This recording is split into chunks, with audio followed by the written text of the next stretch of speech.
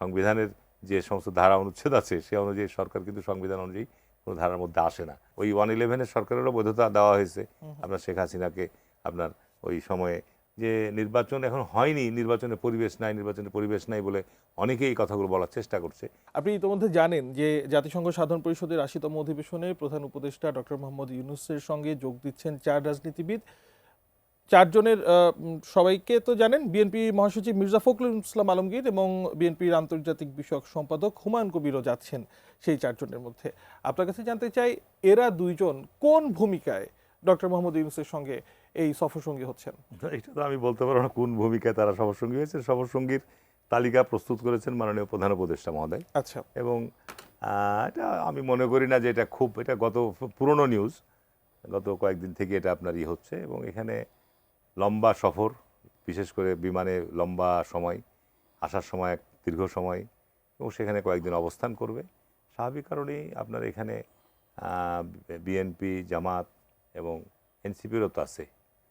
এরা বিগত আন্দোলন সংগ্রামের তারা সবাই শরিক। স্বাভাবিক কারণেই সামনে জাতীয় নির্বাচন আসতে যাচ্ছে। নির্বাচনকে অবাধ, সুষ্ঠু, সুন্দর করার জন্য সকলেরই একটা দায়িত্বশীল ভূমিকা আছে। নির্বাচনকে কেন্দ্র করে আমাদের রাজনৈতিক দলগুলোর মধ্যে বিভিন্ন দাবি দেওয়া নিয়ে কথাবার্তা হচ্ছে, বিভিন্ন আন্দোলনের কর্মসূচি আসছে, বিভিন্ন চাপ প্রয়োগের আমরা পরিস্থিতি দেখছি। এই কারণে আমার মনে হয় যে আমাদের মাননীয় প্রধান উপদেষ্টা মহোদয় মনে করেছে যে মানে এই দলীয় সময়টা। ফোরামে কি আলোচনা হয়নি? মানে প্রধান উপদেষ্টা এই দুইজনকেই চেয়েছেন, আপনারাও বলেছেন যে প্রধান তারা যাবেন, উপদেষ্টা নাকি ব্যক্তিগত জায়গা থেকে এখানে তারা দুজন আমাদের যাচ্ছেন? জায়গা থেকে কোনো প্রস্তাবও ছিল না যাওয়ার আচ্ছা, জন্য, বা অন্য দল থেকে ছিল কিনা আমি জানি। এটা মাননীয় প্রধান উপদেষ্টা মহোদয় উনি আমন্ত্রণ জানিয়েছে, যাওয়ার জন্য বলেছেন। স্বাভাবিক কারণেই এটা তো আমি মনে করি যে যারাকে দাওয়াত দিয়েছে বা যারাকে তালিকাভুক্ত করেছে নিশ্চয়ই যাবে। এখন এর মধ্যে ভিতরের কি আছে না আছে এটা তো আগামীতে যখন সফর সমাপ্ত হবে তখন আপনার এর মধ্যে আমাদের গণমাধ্যমের ভাইরা আছে, এখানে গণমাধ্যমের যাওয়ার পর থেকে খবর তো বিভিন্নভাবে চাউর হতে থাকবে। প্রধান উপদেষ্টার সঙ্গে বিএনপির মহাসচিব যেহেতু যাচ্ছেন, নিউ ইয়র্কে কি বিএনপির যে সকল নেতাকর্মী আছেন তারা কি সংবর্ধনার আয়োজন করবেন? দলীয় কোনো সিদ্ধান্ত কি নেওয়া না, হয়েছে এই কোনো ধরনের আয়োজনের? বিষয় আমি জানি না। এখন ওখানে মহাসচিব যাচ্ছে, সেখানে আমাদের দলীয় নেতাকর্মী তো মহাসচিবের সাথে সাক্ষাৎ করবেই, হুম হুম বা সেখানে মহাসচিবের কর্মসূচিও হয়তো থাকবে। আর সেখানে আমাদের মাননীয় প্রধান উপদেষ্টা মহোদয়ের সাথে সেখানে সাক্ষাৎ করবে কিনা বা করবে, এটা আপনার এখনো আমরা সে ধরনের কোনো কর্মসূচি নজরে আসেনি।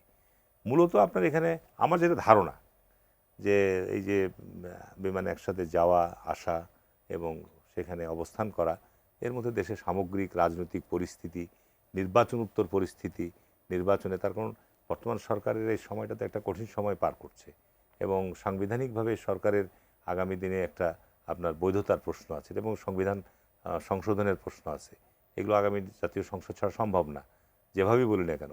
তার কারণ এই সরকারের মেয়াদকাল সংসদে আপনার বৈধতা আনতে হবে। কারণ বিগত সংবিধানের যে সমস্ত ধারা অনুচ্ছেদ আছে সে অনুযায়ী সরকার কিন্তু সংবিধান অনুযায়ী কোনো ধারার মধ্যে আসে না। এই সব বিষয়, অনেক বিষয় নিয়ে নির্বাচনটা যেন সুন্দর হয়। নির্বাচন তো আপনি মানে এখানে যাত্রাপথে সরকারের বৈধতা কিভাবে দেওয়া যায় সেটা একটি গুরুত্বপূর্ণ বৈধতা আলোচনা দেওয়ার হতেই ক্ষেত্রে পারে। এটা অতীতে মানে আপনার আমরা বলতে পারি কিনা? অতীতের অভিজ্ঞতা থেকে যেটা বলছি, বৈধতা তো আপনার সংসদ লাগবেই। হুম হুম ওই 111-এর সরকারেরও বৈধতা দেওয়া হয়েছে হুম হুম। আপনার শেখ হাসিনাকে আপনার ওই সময়ে আপনার সমঝোতার মধ্যে দিয়ে নির্বাচন করার ফলে। তো সুতরাং নির্বাচন সামনে আছে, নির্বাচনটাকে প্রশ্নবিদ্ধ যেন না হয়, নির্বাচনটা যেন শান্তিপূর্ণ হয়, অংশগ্রহণমূলক হয়, সবাই যেন স্বতঃস্ফূর্ত হয়ে সেখানে ভোট দিতে পারে।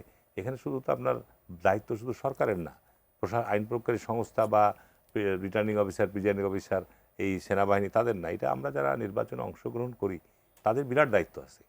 আর বিশেষ করে বিএনপির সবচেয়ে বেশি বড় দায়িত্ব। তার কারণ আমি লক্ষ্য করছি যে নির্বাচন এখন হয়নি, নির্বাচনের পরিবেশ নাই বলে অনেকেই এই কথাগুলো বলার চেষ্টা করছে। সেই ক্ষেত্রে যেন নির্বাচনের পরিবেশ অতীতে যে সমস্ত কারণে প্রশ্নবিদ্ধ হয়েছে, এই ধরনের পরিস্থিতি যেন সৃষ্টি না হয়, সেটা বিএনপি সবচেয়ে বেশি তীক্ষ্ণ নজর রাখতে হবে।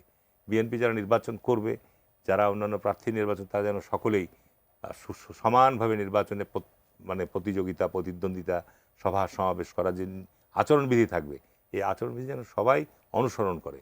আমি বড় দল, তার জন্য আমার জন্য একরকম আর ওদের জন্য আর এক, এইটা যেন না হয়।